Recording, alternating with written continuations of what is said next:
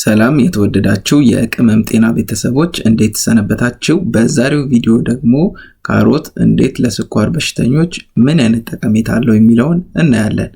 ካሮት ብዙውን ጊዜ ጤናማ ምግብ ተብሎ ይወደሳል። ለዚህ ዋናው ምክንያት ደግሞ በቫይታሚኖች፣ ማዕድናት እንዲሁም ፋይበር የተሞላ መሆኑ ነው። ነገር ግን የስኳር ህሙማን ካሮትን ሲመገቡ ግምት ውስጥ ማስገባት ያለባቸው ነገሮች ካሮት በደም ውስጥ ባለው የስኳር መጠን ላይ ስላለው ተጽዕኖ በዝርዝር እንዳስሳለን።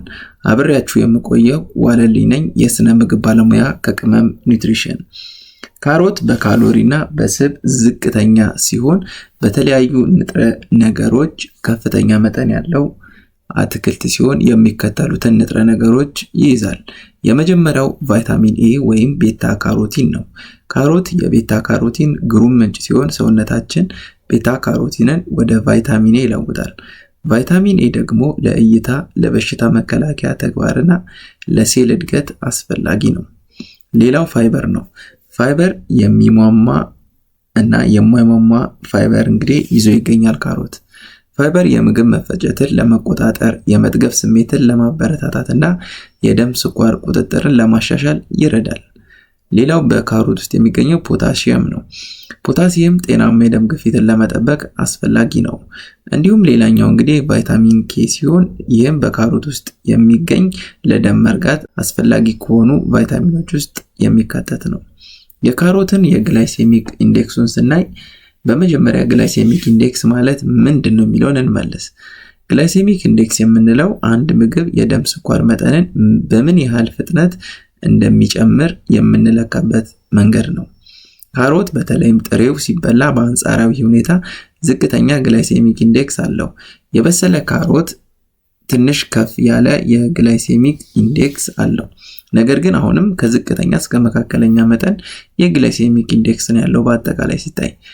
ካሮትና የደም ስኳር ምጣኔን እንመልከት። የመጀመሪያው የፋይበር ሚና ነው። በካሮት ውስጥ ያለው ፋይበር በደም ስኳር ቁጥጥር ውስጥ ትልቅ ሚና ይጫወታል። ፋይበር የካርቦሃይድሬት መፈጨትን እና መመጠጥን ያዘገያል። ይህም ከተመገበን በኋላ በደም ውስጥ ያለውን የስኳር መጠን በፍጥነት እንዳይጨምር ይከላከልልናል። ሌላው የቤታ ካሮቲን ጥቅም ነው። እንግዲህ አንዳንድ ጥናቶች እንደሚያመለክቱት ቤታ ካሮቲን የኢንሱሊን ስሜትን ሊያሻሽል ይችላል። ይህም አይነት 2 የስኳር በሽታ ላለባቸው ወይም ለአደጋ ተጋላጭ ለሆኑ ሰዎች ጠቃሚ ሊሆን ይችላል ማለት ነው። እንግዲህ ካሮት ለስኳር በሽታ ላለባቸው ሰዎች ጤናማ አመጋገብ አካል አድርገው ሊበሉት ይችላሉ። ዝቅተኛ ግላይሴሚክ ኢንዴክስና ከፍተኛ ፋይበር በመያዙ ጥሩ ምርጫ ያደርገዋል።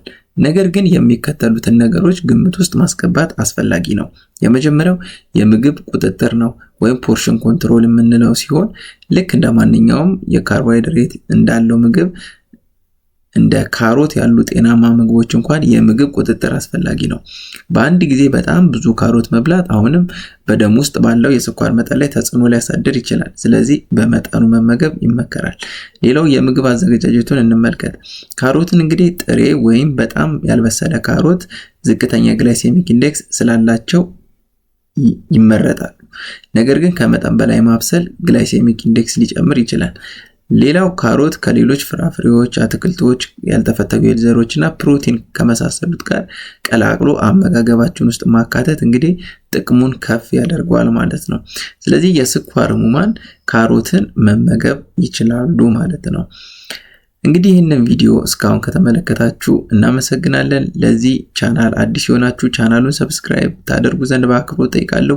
ይህንን ቪዲዮ ደግሞ ለሌሎችም እንዲደርስ ላይክ፣ ሼር በማድረግ የዩቲዩብ አልጎሪዝም ለብዙሃን እንዲያደርስ ተተባበሩን ዘንድ በአክብሮት እንጠይቃለን። በሌላ አስተማሪ ቪዲዮ እስከምንገናኝ መልካም ጊዜ